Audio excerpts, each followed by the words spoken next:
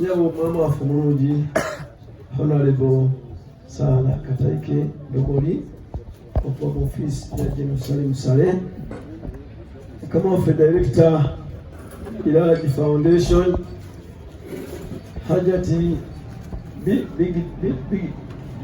events Chitawanya Muko utumulele nnyo kama afe Alhaji Kitaka Salongo Kavulu okuva mukono twaniriza nnyo so director ono kutwapasa ebintu ya mukono okutuukira ddala ku nsalo mizinga yonna era musajja w'amaanyi nnyo era akoze omulimu munene nnyo basaba imamu bange abalungi benjagala nnyo era benjagaliza baamira baagala okusinga mukisuubira baniriza mwebali nnyo okujja mwebalitegala mukama wange Honorable Sala Kataike tukwaniriza okuba nti twegaseeko omukolo guno ogw'olwaleero. Omukolo guno gwabaddemu ennyingo bbiri. Ennyingo esooka Ilaji Foundation eri wamu ne forum National Assembly of Imams tulina empaka za Quran zotegese ennaku z'omwezi 23 tubadde tukyali Lugogo naye kirowoozebwa okuba nga tuyinza okudda wakati mu kibuga amawulire gajja kusaasaana nga waliwo ekisaliddwawo twali tulina meeting ne haamu naye tetundaba kukakasa obanga ekifo anakituwa masole katono nnyo 23 enteekateeka eziriwo bakamandu bajja zoogerako nga twagala okuzza Qur'ani yaffe amaanyi tojagasa abantu kuba kitabo kya Allah era nga bakama waffe abantu wadde emmotoka 2 zetugenda okugabira abawanguzi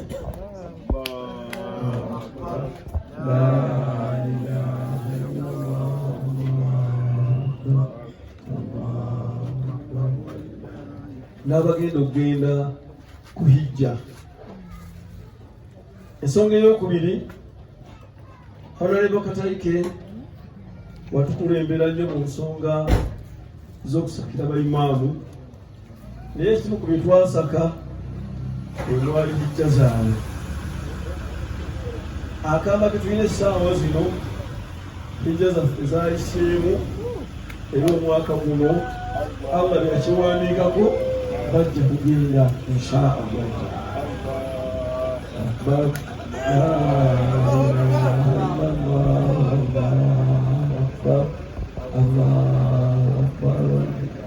President amulira yagafuna ekisuubizo kya 10 mu mwaka naye oluusi forapu ebulamu oluusi tuwandika amaluwa tuwandikira abakyamu naye kati twatuse ku mmeeza kwennyini buli gwe kikwatako essaawa zino ensimbu yakirina buli gwe kikwatako era bajja wano n'agamba nti emyaka gyonna abasajja tubatwalanga Makka akati nkubisizzaamu sijja kutwala 10 20 Allahu Akbar la ilaha illallah Allahu Akbar Allahu Akbar.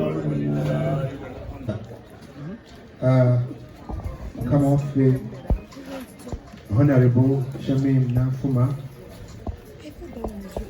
Chairman of our Forum, National Assembly, Yaba Imams, Sheikh Ja'far, Mkuru wetwale ngewandegeya, Sheikh Dumba, abakulu b'amatwale mwenna, bayimamu baffe abalungi wamu ne ba amira aba umma yaffe eno, mukama wange founder ate executive director team leader ku Ilaji Foundation Mwami Nsubuga Rashid, CEO Mariam Biggie Events, manager Najib owa Biggie Events, abakama baffe mwenna abali wano mu bitiibwa mmwe byonna munzikirize mbalamuseeko n'ekiramuso Allah subhanahu wa ta'ala kye yatuwa bwe yogera mu Quran n'agamba nti wa idha huyitum bitahiyatin fahayyu bi ahsana minha aw rudduha. Assalamu alaikum wa rahmatullahi wa barakatuhu. Baimamu daba manyi matono simanyi kama waffe Sheikh Sauli Sow obenteekateeka yebuzeemuuko naye nga kirabika enteekateeka ebadde ya muggondo n'ebigambo tebikyavaayo bulungi. Amanya gange nze Yiga Sudais Ali nga nze ndi muyizi wa sharia maze emyaka giri mu 13 n'okuddaggulu n'ekitabo kya Allah subhanahu wa ta'ala. Ndi Kampala Serena Hotel netulaunchinga empaka zetuyita the National Quran Competitions. Empaka zino nga zerisokedde ddala okubeerawo mu Uganda ku scale, ku level, ku mutendera kututaddeko. Empaka zino okuviira ddala ku Serena twazilaunchinga wamu n'abasheekha abangi be twali tulina okuviira ddala mu nsi eno nga bwefaanana ne tukoola abantu okujja babeera nga batwegattako ne tubakoola amasomero ag'enjawulo nga tuweereza abayizi abagenda okubeera nti beetaba mu mpaka zino. Ku nnaku z'omwezi nga 19 n'ennaku z'omwezi 18 Desemba 2024 twawandiisa abayizi ku Bilali Islamic Secondary School e Bwayise bwe twassa amakanda gaffe okusinziira enteekateeka gye twali tuyisizza nga tuwandiisa abayizi okuviira ddala ku myaka 6 paka ku myaka 2. Era abayizi bano nga bakwetaba mu mpaka zino eziri mu kategori zaali 2 ng'omuti kategori emu ey'abayizi abakwata Qur'an ennamba, kategori endala nga y'abayizi abalina ekizu 15. Abo nno nga mulimu abawala, mulimu abaana ab'obuwala n'abaana ab'obulenzi. Twasobola ddala okuwandiisa abaana abasukka mu 10,000 okuviira ddala mu nsi yonna. Abange tekisaana takbiira ekyo. Takbir bwe bibanga ebyaffe bya Qur'an eby'obusiraamu tuzawo tubiteekemu amaanyi bwe tutyo tusaba nnyo ate Allah tukwasizeeko. Abayizi bano be twafuna be bagenda okubeera nti bavuganya mu kuwangula ebirabo bye tulina ebingi mu byo nga tulinamu emmoloka 2 ez'abayizi baffe abagenda okuvuganya ku mutendera gwa Qur'an ennamba abawala n'abalenzi. Tulinamu hijja abayizi batambuleko bagende e Makka. Allah babasobosezza okuwangula. Tulina ebirabo ebirala bingi, basponsa baffe bakyatwegattako ate buli ajja atwongera ebirabo bingi nnyo. Byonna nga tugenderedde mbakama baffe n'abantu bonna abali eyo kubeera nti Qur'an tugiteeka ku ntikko, kubeera nti Qur'an mu Uganda tugisoosowaza, tugiwe ekifo abantu baffe bagirabireko n'abaana baffe balime kwagala kwata Qur'an. Twakatira Qur'an nga twagala genda Dubai tusomere eyo gye wali ssente zebagaba nogagende somereko omusaba ffe Dubai. Tulina emmoloka wano weeri tugenda kugigaba. Empaka zino final zaffe twasunsula abayizi okuva ddala ennaku z'omwezi 21 n'22 ku National Theatre. Twasunsula ku bayizi 10,000 be bagande basukka mu 10,000 ne tusigazaako abayizi 4 bokka. Semi-final zaffe zabadde ku Africana ennaku z'omwezi 2. Ndalo kuno temujja kawuliramu omwana asoma Qur'an. Stage gyaleese tebangawo Uganda. Twagala omwana avudde Luweero asomereko ku stage nga amatala gamukubamu naye kennyini atye. Nammwe abamuwulira mukimanyi nti akati atidde. Kubanga naawe wakuteekawo naddala okola ki? Otya. So nga buli kimu omukyalo oyo kyatuwadde kyaffe. Decoration, buli kimu plan, alhamdulillah. So nga kyetwagala abakyala n'abaami ba Amirati batuyambe baddeyo boogere n'abantu bakunga abantu basasulire empaka za Qur'an. Twataddewo emitwalo 2, 5 n'ettebe y'emiliyoni 2 ya VVIP.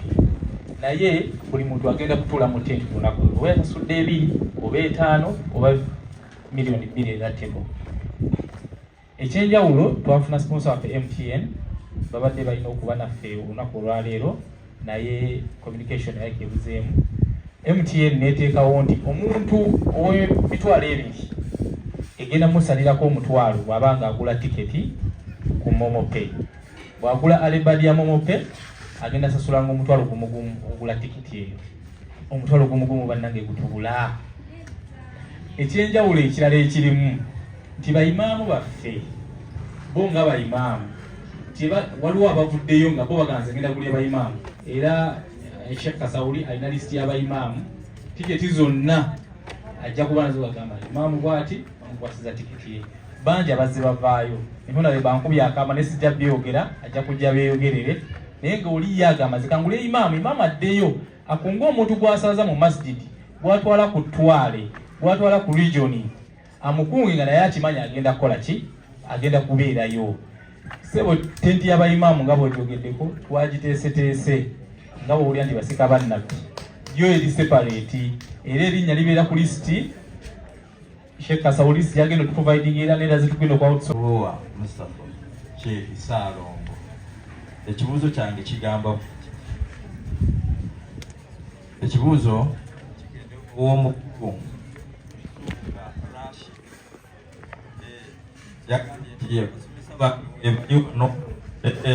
kakati nze omuku abasomesa ba ate yansomesa Quran ng'anyumirwa nnyo era okalabira ku mukonda kakati bw'aba nga asomesa nga ndi wali tuli obedda essanyu linkola ki linzita nange siyinza butamubuuza kibuuzo ngenda kumubuuza ekibuuzo kyebuuza nti abato myaka 6 paka ku 2 tubalina bagenda kuba masomero tugenda kukola tutya okupika ag'enjawulo gye bali basobole okujja wali nabo beyongere babeere motivate. Tugenda kukozesa method ki kati waliwo ekiriwo bera kiriwo competition and competition Bible eri waggulu kuba tukoana buli baana b'abazadde bano bonna nga babazizaayo kukolebwa kitya nga ova wano ng'otuwadde amagezi ge tuba tukozesa tibe balipootingayo tutandike mu budde bwe butyo okubasabayo kino namusasulidde erugogo ebuti pass out mumpi kuba mu ngeri ki owe bali ddala singa onooba nga otukoze eki ekyo ng'okituzeemu. Assalamu alaikum. Alaikum salaam wa rahmatullahi wa barakatuh. Naam, Qur'an eno nga Sheikh bayogedde nti emyaka gino nebye twagala okwagaza bagenda babazeeyo ku ssomero. Ekisooka olunaku luno lugenda balwa Sunday, that is one. Ekyokubiri twafuna partnership ne kitongole kye bayita UMEA. UMEA kikitwala amasomero g'obusiraamu mu Uganda yonna era it is one of the sponsors aba omukolo guno ogwa Qur'an. Bwe twabatuukirira nga tubanyonyola ku Qur'an bakiwerukaminga because nabo bali banoonya omuntu ali organized basobola okukola ki basobola okukola naye. Kye twakoze bagenda tetuwandiika nga tuwandiika ssomero ery'obusiraamu nga tubagamba bayite abaana bano bajje mu Quran competitions. Abazadde omwana akubira essimu tetwasaba abazadde baffe emitwalo 2 okugenda mu mwolesa erugogo nga tugamba maama tulina okugenda ku mwolesa n'ogiweereza olw'okubakoze eki akutaddeko pressure. Abaana bano bwe bakubira essimu nti taata maama njagalayo emitwalo 2 kugenda mu Quran competitions mugende. Twatugidde ba HMB amasomero abasinga naye nga bagamba alhamdulillah abaana tujja kubata nagamba njawayo basi 2 abaana bagende njasasulirako abaana 10 abalala banayagala nga bana bakola ki besasulira emitwalo 2 nga bagenda balaba Quran competition. Era ku lunaku olwo twataddewo tenti esyasinzewo obunene y'abayizi ab'amasomero because most of the schools are confirming abasinga bakonfaminga ate n'omuzadde waasuubira nti bw'aba afite omwana ku ssomero ate n'amulya nti ali lugogo abeere ng'ali ki ng'ali safe. Tenti gye lwataddewo ku bayizi tegendamu muntu w'ebbali abeeyimaamu era egenda mu bayizi ne bapetoni baaba bakoze eki ababaleese inshallah. So ente yowe mu bujjuvu ne security eri very tight because UPDF we have it on board, Uganda Police we have it on board. Omukolo gwa maanyi nva waggulu nga mbagamba era nga mbasuubiza omukolo omulungi wabula omukolo omulungi gugenda kukolebwa fe bayimaamu fe badisukadi abakulira obukiiko bw'emizikiti abakulira obukiiko bw'abakyala abasiraamu nga tubagamba era nga tubakubiriza bajje balabe empaka za Qur'ani era bawagire obusiraamu inshallah taala. Badde nsaba mpite mukama wange honorable naye akasana nga kangi oba nayogererawo inshallah. Assalamu alaikum warahmatullahi wabarakatuh.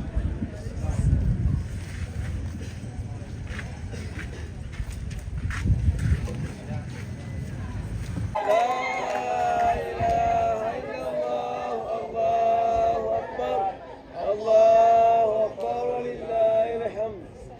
ate nga nange nja kujja mbeerewo inshallah.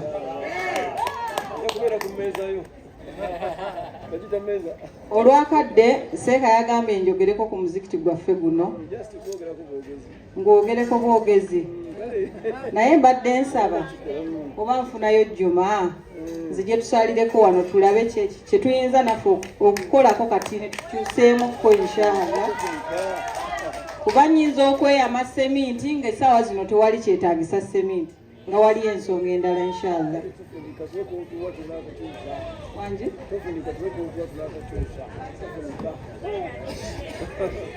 Seeka nkubye wano akaama naye oba tonkutte speed mukadde wange awo. Mbadde nze ndowooza tufuneyo enteekateeka mwenna n'abakulembeze b'omuzikiti tulabe nzije mbakyalire tulabe ki kye nnaakola inshallah. Nja kusaba bakadde bange, mbadde ekyamazima nina division mwendi nga ngezaako okulaba nga nsaba abantu okunnegattako mu kaweefube gwe ndimu kati ow'okunoonya fulaga y'ekibiina, era bali eyo banninze. Nja kusaba mukkirize mbasiibule, naye nga nsoma ennamba yange ey'essimu okulaba nga ntuuka buli wamu. Baamiira ne bayimaamu tiketi 10.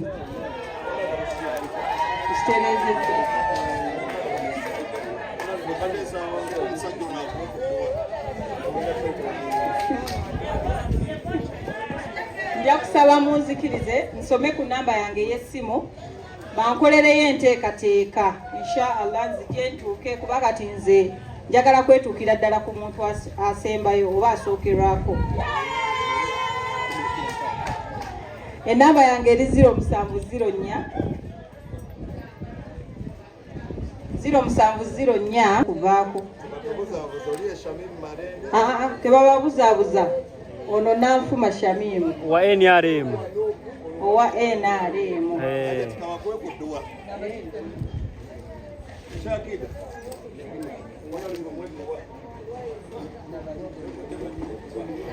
Number it is 0704 32 95. Allah kwa ekitiibwa tukkiriza gw'omutonzi waffe gw'omugabirizi waffe tutuukewo tusabe nga tuli mumakago. Assalamu alaikum warahmatullahi wabarakatuh. Wa alaikum salam warahmatullahi wabarakatuh. We wish you the success in everything our honorable. Honorable bweyajja mu Zambia Chambers of Commerce mukyukakyuka y'amaanyi nnyo. Tulina office nga tulina office. Nyaka tulina office ku King Fahad Plaza Royal Kutano. Era tulonda Haji Mayambala akoze omulimu munene nnyo mu ku bantu abateekateeka omukulu ogula ku Supreme Council okuweza emyaka 50. Musajja w'amaanyi nnyo ddala mu nsi yonna, mu nsi z'Abarabu, mu nsi z'Abakungu. So inshallah tulina ssuubi nti tujja kutambula. Mu kaseera kano munzikirize mbabeere our honorable to be Honorable Shamim mwawanirize bannange. Honorable Shamim mukyalo waffe omulungi Kasawuli ne executive yo mwenna nkyabamanyi bulungi kuba ntambudde nammwe akaseera. Abagenyi baffe abayite omuli wano mu maaso, assalamu alaikum. Nsanyusa okubalabako, mwebale kujja kunkwasizaako. Nga bwe muwulidde bano baana bange, era mu ngeri y'enjawulo mbeebaza okunfuula kyendi, mbeebaza okungumiikiriza bye neemanyi nti situukiriza bulungi, naye mwe ne munzikiririzaamu ne mugamba nti oyo maama oyo Hajati. Ngezaako okuyiga mu ngeri y'enjawulo. Haji Kitaka nkwaniriza era nsaba okweyanjulira bulungi nti ndi mutuuzewo ow'emukono. Amaka gange galina mwezi ag'e Kampala. Kale bw'oyitira eyo ennyota n'ekuluma obuuza bubuuza awo kuna mwezi eri bampita honalebo naye ne bwogamba nti Hajjati Saala tuliyo babiri bahonalebo olwanalwanamu katono nti oli omuwanvu omunene ng'otuuse ewange munsonyiwe ngenda balumyamu enjala naye mu dakiika ntono nja kuva mu ddiiro. Mu nnyumba eyo tufiiriddwa omu ku batabanyi bange be natandika nabo 53. He's a full Kano, bamuyita Kiwanuka. Musawo wa ntono tugenda kumuziikako Mamboga naye twategeraganye ne Sheikh Kasawuli n'agamba otuweeyo wadde dakiika meka ojja olabe ku bantu obakulisa omwaka obalabeko bakubuulireko mu dakiika ezo entono tuli ludda wa. Bannange nange nsiima nti ndabyeko n'abayimiridde mu maaso ne muwaka obujulizi nti waliwo akatonotono Mukama wange bwe yabankwasa ke tusobodde okukola ki okutuukako. Embeera ya Uganda si nnyangu eri gavumenti, si nnyangu olw'okuba ensawo ffenna gye twagala batuggyemu batuwe si ngazi nnyo. Naye mazima kyemmanyi singa COVID teyatuyingirira egyo emyaka 2 twali tusimbudde nga tulina omusingi omunywevu. Mmanyi Haji Sheikh Kasawuli abayitiddemu bye tusobodde okutambuza okusoomooza kwe tubaddemu ebiruddemu, naye nange mpulira amaanyi nti ate tulinako maaka endala gye tusegudde kuba omukulu bw'asuubiza ate nga gwoyunga singa mumanyi ebbaluwa zendina eyo. Naye Hajjati ddala omugamba buli lwe mugambako ngenda gyali naye Hajjati teweerabira nange nsanyuse nti mujja kugenda emaka tufune hijja zaffe era Mukama wange takyusangako. Buli lwe ntuuka ambuuza bayimaamu bo muli mutya, bayimaamu bo muli kuki. Ensonga eno gye mpulidde yeeka 10 ate awo weebale kuntuma kuba awo waliwo ebintu bingi bye tusobola okukola ng'abayimaamu kuba okubulwa ettaka nalyo yali nsonga. Nzijukira mu miitingi eyo otera okubeeramu okuva mu Chamber of Commerce eyo nayo waliyo ebintu bingi bye tusobola okufuna. Era singa akaama kano mwabadde munsuniddeko nandibadde nga nakanjulira President Haji Mayambala musajja wa magezi yandibadde yatubuulidde dda gye tujja embuzi gye tugenda okuteekawa ku ttaka lyaffe. Kyemmanyi eyo gwo nagwo gujja kuba musingi gwaffe mulungi era njabuulira General n'ebirala waliwo bye tusunyeeko wano ne Haji nze soogera bye sinabakola naye kyemmanyi awo waliwo omulimu ate ngwesunga kubanze erinnya eryange okugjako erya Honorable ne Hajjati ndi mulimisa my profession, ndi mulimisa omutendeke. Kati bwe muntuma nze kyendya kyenywa awo nange sirowooza nti nja kulemererwa oba nasobola byesitegeera naye ate kino mwenyini kyenkola ki kyensobola okukwata ekitulakita n'ekivuga awo ndaba nti ala yeebale. Ensonga endala mmanyi ba Amira mwebale kujja nali njagaddeyo special program y'abakyala. Bannange eyo yonna ye tuli batuwa emirimu nga baagala tubakwateko nga baagala tuboogerere era twali tutandise meetings zaffe ez'esaidi eyo nga ne bataata tubawa kopi kubawa kopi nga njagala okubabuuliriza nga njagala tubeere ne special program.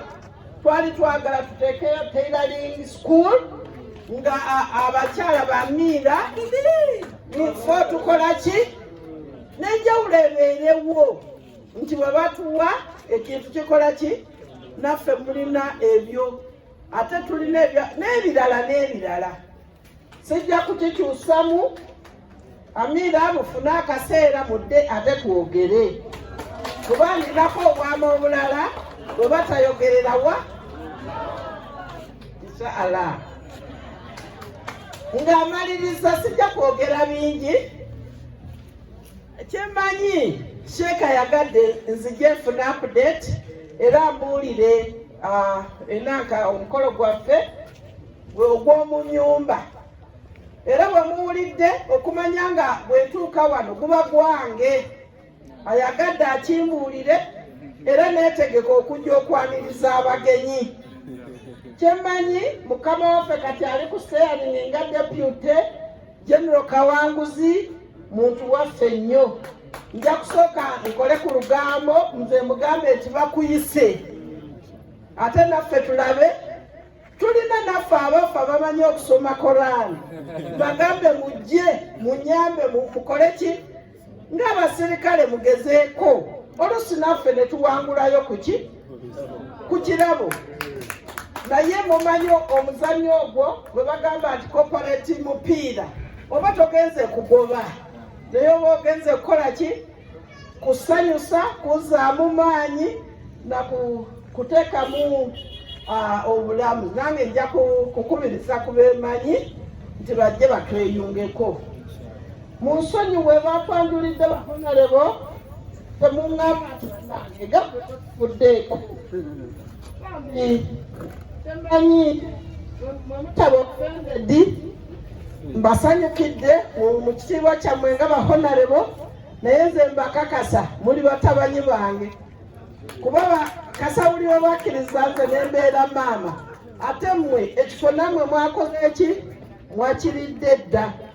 We mubeeranga n'ensonga za levo eno eyaffe ey'obufuzi nga mwagala okuneebuuzaako, waliwo byentegeera, waliwo byensobola okunyumya nammwe mu ngeri eyo ey'ebyobufuzi. Omanyi wano tebanyanjula nnyo naye nalinnyako ne bampitako honorable minister emirundi 2. Nasooka kubeera minister of state ow'ebyobulamu ate nembala nembeera minister of state ow'akanyigo ka Luweero okumala emyaka 3. Awo gye nazaalira abasirikale, mu basirikale nenzaala baimaamu. Awo sivi yange si nnene. Maama omugenyi Hajjati nsanyusa okukulaba era ngenda kuva wano gw'ogenda okutuula mu ntebe yange. Sooka we owulirize ebigambo bye ngenda okusibira. Abantu bano beetaaga bamaama nga tutudde mu maaso batuwadde omukisa. Nze gw'olaba ndi vice president, second vice president mu kyemba y'abaimaamu. Kati we nakukwasa ekifo njagala naawe mpulire kyope.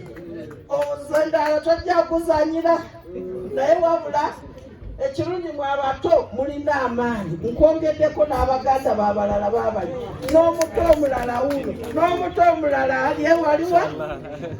Mutukwasizeeko mutunoonyeze emikwano kuba bataata bano olw'obudde saagala akali akaze kange kakomewo. Okutuuka ku projects zino baali batwanjulidde obuzibu baimaamu ne bayimirati bwe mulimu. Abantu bababuuza mmwe alina obuzibu abuuza ggwe, eyasuza enjala akeerera ku ggwe. Kyeva twasalawo nti tubeere nga tusobola okuliisa, tusobola okwebeezaawo, tusobola okusitula obuvunaanyizibwa. Mbaagaliza entambuza y'ekintu bannange bino by'okwerumaaluma tebikola. Ndowooza twabigezaako ne mulaba nti tebirina gye bikola ki gye bitutwala. Tumale gakolagana bulungi. Ekintu kyaffe ffe tukikola, ffe otunakyonoona, ffe tugenda okukola ki okukitambuza. Olaba nze nga bwe ngenda n'amasanyu naye luli nga meeting eba tenatandika Sheikh aba ayogera ng'oli aga n'obwoba kyogedde mba nina kyenkoze eki kyentegedde. Kati eyo ye message gye mbawadde, munsaasire muleke kubeeri nze senga w'amaka. Kangende nyimirireko n'abannyinaze nga tuwerekera one of our generals. Bamaliza batya? Assalamu alaikum. Assalamu alaikum.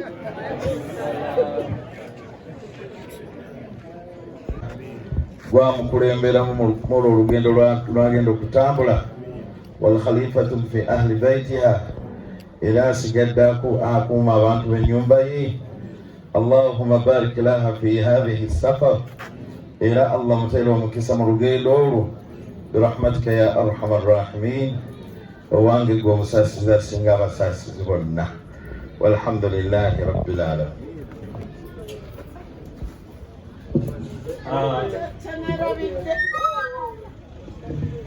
Singa nakyanyudde dda nga bakiziigiddemu. Temuwulira lugambo, nzizeeyo nyimiridde ebudaka gye nviira. Musindike buli ayitayo mujje mwogere. Bananka ba district card bonna mikwano gyange nabasalira ddala emikwano, bano babamanyi. Mujje mulwane. Temungabira wano mulimu, nteekwa kubeera member wa palamenti ndyoke mbireete ate nja kuddayo mbeere minisita. Ekyo kyenjagala yongereko mu dduwa. Allahumma ayi Katonda la sahla tewali kyangu illa ma ja'altahu sahla, kujjako kyoba ofudde nti kyangu. Wa anta taj'alu al-husna idha shi'ta sahla, embeera yeraliikiriza bw'ogifuula ennyangu. Faj'al